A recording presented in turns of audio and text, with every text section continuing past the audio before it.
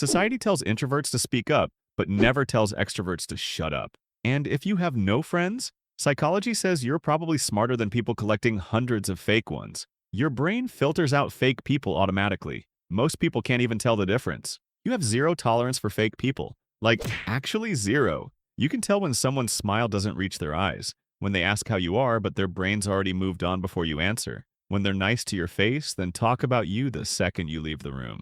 You've watched people switch personalities depending on who walks into the room, and it makes you sick. You'd rather sit alone in silence than listen to one more person tell you about their weekend when neither of you actually care.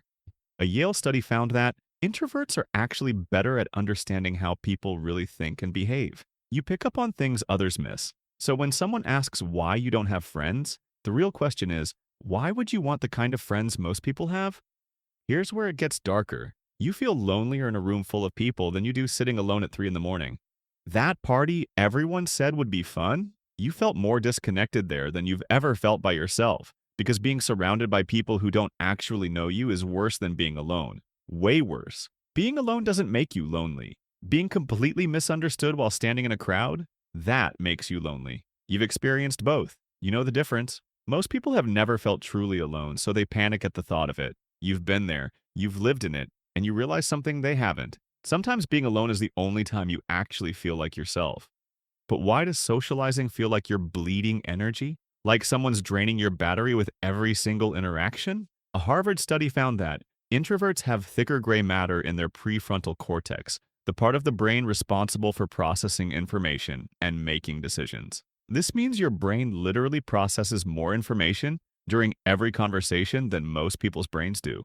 While everyone else is having surface-level conversations, your brain is analyzing every facial expression, every tone shift, every hidden meaning behind what people say. You're not weak. You're just running a completely different operating system. Small talk isn't just boring to you, it's exhausting. Pretending to care about things you don't care about, laughing at jokes that aren't funny, nodding along to stories you checked out of 30 seconds ago. Every fake smile you force costs you something. A Cornell University study published in Frontiers in Human Neuroscience found that extroverts have a much stronger dopamine response to rewards and social interaction. They literally get a dopamine hit from being around people. Your brain doesn't work that way. You recharge by getting away from them, and everyone acts like that makes you the weird one. You're also completely fine being by yourself, like genuinely fine. You can entertain yourself for hours, days even. Most people can't sit alone with their thoughts for 15 minutes without grabbing their phone in a panic. You've spent entire weekends alone and felt more alive than you did at any social event. Your dog understands you better than 90% of humans you've met. And that doesn't make you sad, it makes you grateful you found someone who doesn't require you to perform or pretend. People call this being emotionally distant. It's not. It's being emotionally self-sufficient. There's a massive difference. Here's the part nobody talks about. You don't trust people slowly because you're damaged. You trust slowly because you've seen what happens when you don't. You've watched the friend who swore they'd never tell anyone go and tell everyone. You've been backstabbed by people you actually cared about. You've given people chances they didn't deserve and watched them prove exactly who they were. Your brain didn't build walls because it's broken. It learned. That's not trauma, that's pattern recognition. That's your survival instinct doing exactly what it's supposed to do. So let me be crystal clear about what this actually means. You're not antisocial, you're selectively social. You're not cold, you're protected. You're not missing out, you're opting out. And that's not a flaw. That's a decision you made after watching how the game is played.